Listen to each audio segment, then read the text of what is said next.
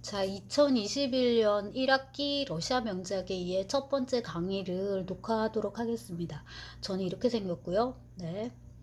이름은 김연경입니다. 제가 그 2004년에 박사학위를 받아가지고 와서 처음 맡은 강의여서 굉장히 애착이 큽니다. 그리고 이제 아주 오랫동안 이제 이 강의를 쭉 해가지고 왔는데요. 어, 두 가지 방향에서 왔다 갔다 했던 것 같아요. 하나는 여러분에게 이제 이건 교양 강의니까 최대한 많은 작품을 하자라고 했다가 어느 시점부터 그러느니 차라리 러시아 문학에서 대표적인 작가 또 그 작가의 가장 대표적인 작품을 선별해서 집중적으로 읽히자 이렇게 이제 하다가 주로 후자 쪽에 이제 초점을 맞춰서 여러분하고 이제 강의를 하고 그거를 토대로 논문도 쓰고 이렇게 작업을 해오다가 정확하게 5년 동안 이 강의를 맞지 않은 게 아니라 주지 않으셔서 맞지 못했는데 재작년 2학기에 이제 처음 다시 강좌를 맡았습니다. 근데 수강생이 너무 적어서 폐강이 되더라고요. 그래서 굉장히 충격을 먹었고 5명이 신청했습니다.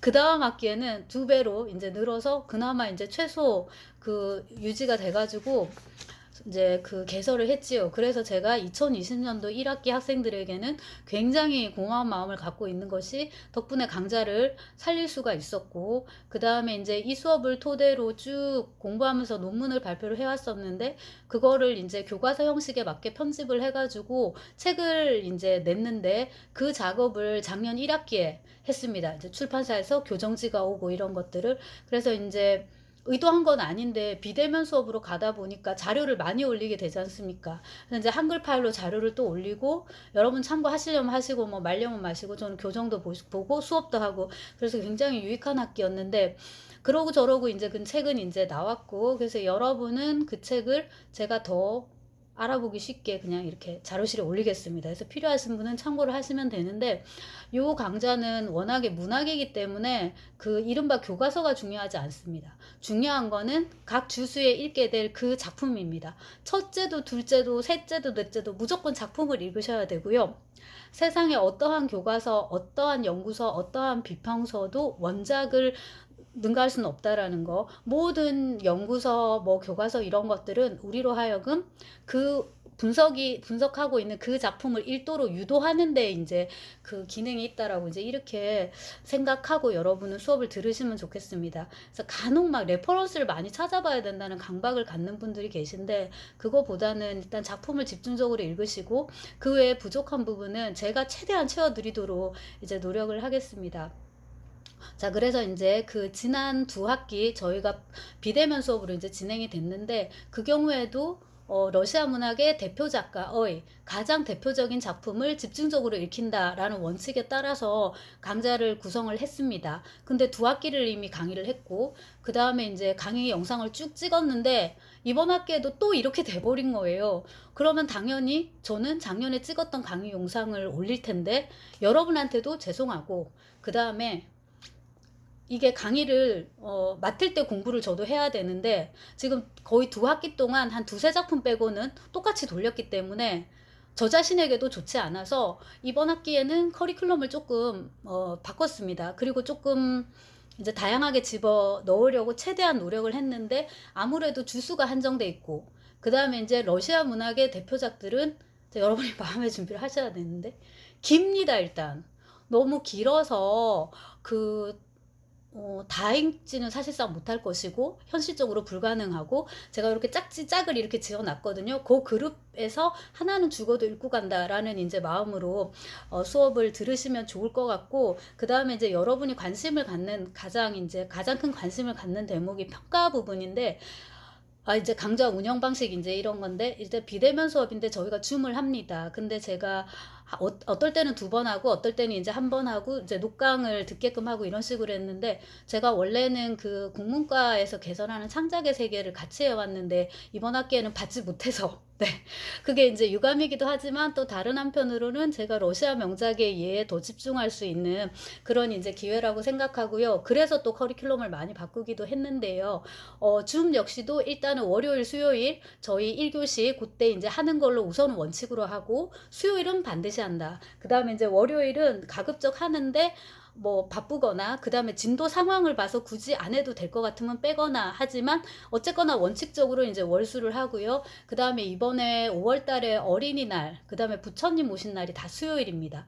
근데 이 비대면 수업의 장점 중에 하나가 저희가 직접 보지 않아도 수업 진도를 뺄 수가 있거든요. 그래서 여러분 강의 영상을 들으시고 저는 과제를 채점하거나 하고 그 다음에 이제 수요일 날 줌을 못 하니까 대신에 이제 월요일 날 해가지고 강의 효율성을 높이는 걸로 그렇게 여러분도 조금 분발해 주시고 이렇게 하려고 합니다. 이제 강의는 어떻게 진행을 할 거냐면 제가 그 주에 해당하는 그 텍스트를 올려요, 자료실에. 그리고 여러분이 지금 요 강좌를 들을 쯤에는 이거가 자료실에 올라가 있습니다. 그래서 출력해서 이제 같이 들으시면 되고요.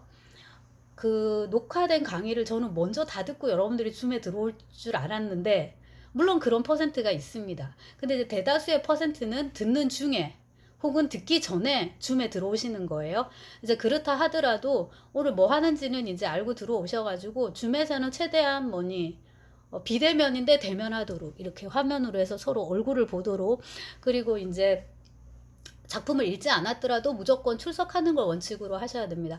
왜 그러냐면 저희가 출석률과 수업 태도를 체크를 해야 되는데 일단 출석은 줌 출석입니다. 그 다음에 이제 수업 태도는 줌에서의 여러분의 수업 참여도인데 이 수업 참여도를 채점하기가 의외로 쉬워요. 끄시는 분들이 있거든요. 근데 제가 강요하진 않아요. 여러분이 그거를 끄는 건 여러분 자유니까. 근데 이제 최소한의 뭐 그런 것들 여러분들 다 아시잖아요. 지금 이 자리에 있다라는 것 자체가 여러분들이 수업에 최대한 어떤 정도의 성실함을 보여야 되는지 다 아시니까. 그리고 저희는 지금 3시간 연강으로 줌을 하지 않기 때문에 사실 막 그렇게 힘들지 않잖아요. 뭐 화장실을 참아야 된다든가 이런 게 아니니까 가급적 줌에 참석을 하셔서 얼굴을 보여주시기를 바라고, 제가 이제 출석도 다 체크를 하고 하니까 그런 거 이제 염두에 두시고요. 그 다음에 이제 저희가 얼굴을 보게 되면은 굳이 안 해도 되는 아주 귀찮은 게 하나가 있는데 제가 요거를 2학기 다른 강좌에서도 말씀드린 그 창작의 세계에서도 다 해왔는데 얼굴을 보지 않기 때문에 그 자료실에다가 독후감 써주세요, 여러분. 매주 그냥 한 줄도 좋고, 심지어 뭐 많이 쓰는 애들은 몇 문단 쓰기도 하고 하는데, 예를 들어서 당장 다음 주에 뿌시킨의 스페이드 여왕이다 이러면 뿌시킨에 대해서든 스페이드의 여왕에 대해서든 하다못해 제가 지금 찍고 있는 이 강의에 대해서든 뭐라도 올려주셔서 나라는 인간이 이 강좌를 지금 듣고 있고 이 정도의 관심을 보이고 있다라는 거를 이제 학습적으로 표시를 여러분들이 해주셔야겠습니다. 저도 이게 하고 싶어서가 아니라 아무것도 안 하고 있으면은 저도 너무 노는 것 같으니까 이거라도 이제 해야 되고, 제가 처음에는 댓글을 다 달았거든요. 근데 학생 수가 많아지고 이걸 매번 댓글을 달고 강의를 녹강을 하고 그 다음에 줌 수업까지 하려니까 저도 너무 힘들어서 여러분 이제 요거 독후감 쓰는 거는 따로 제가 피드백 댓글을 달지 않고 체크를 쭉 했다가 나중에 이제 학점에 반영하도록 그렇게 하려고 합니다. 그 다음에 질문이 있으시는 질의응답 게시판을 쓰지 않기 때문에 공지사항 밑에 바로 댓글을 달아서 질문을 해주시고요. 가급적 이제 개인적인 얘기 빼고는 메일보다는 이제 그렇게 ETL 게시판이나 공지사항란을 이용해 주시면 좋겠습니다. 왜냐하면 내가 궁금해하는 거는 대부분의 경우 다른 친구들도 궁금해하고 있거든요.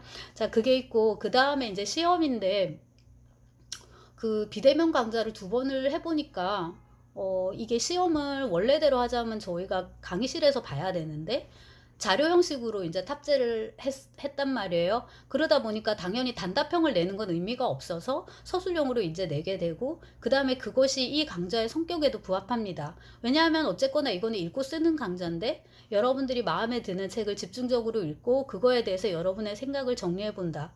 그거를 평가하기 가장 좋은 자료는 보고서고, 그 다음에 이제 서술형 답안인데 힘들지만 쓰는 니네들도 힘들고 읽고 채점해야 되는 나도 힘들고, 그 다음에 그 기준을 마련해야 되기 때문에 여러모로 서로 힘들지만 강좌가 그런 강좌이기 때문에 이제 그렇게 진행을 한단 말이에요. 근데 이번에 비대면으로 해가지고 이제 시험지를 중간 올리고 기말 올리고 이런 식으로 해보니까 기말 보고서하고 서술형 답안의 중간쯤 되는 근데 전반적으로 보고서에 가까운 답안들이 많이 나오더라고요.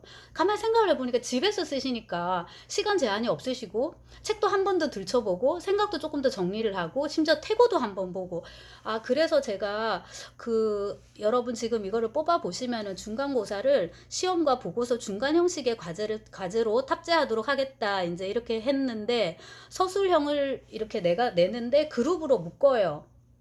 예컨대 이제 고골 뿌시킨 중에 골라라 이런 식으로, 도스옙스키 톨스토이 중에 고르거나 막 비교를 해라 이런 식으로 해서 항목별로 한두 개만 골라서 이제 쓰면 되는데, 심지어는 지난 학기 기말고사였는데 심지어는 제가 제시한 문제가 마음에 안 들면 여러분이 주제를 그냥 정하셔도 돼요. 뭐 예컨대 불가코프의 뭐 개의 심장에 나타나 뭐에 대해서 논하라 했는데 불가코프에 대해서 쓰고 싶지만 이 주제는 마음에 안 들어. 그러면 여러분 나름으로 주제를 정하셔가지고 있죠.